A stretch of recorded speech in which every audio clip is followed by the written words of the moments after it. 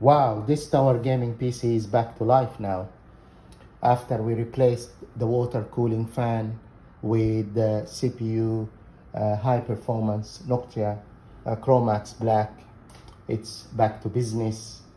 It's working perfectly fine. The temperature is down to 28 from 62, 63 degrees.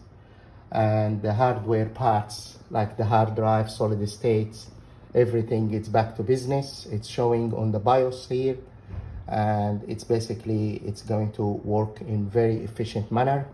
So scaling up, upgrading, it's really worth it. And that's where it comes to the value when you build a good quality tower PC or gaming PC in this case, so you can have the benefits to scale up and maximize your investment moving forward.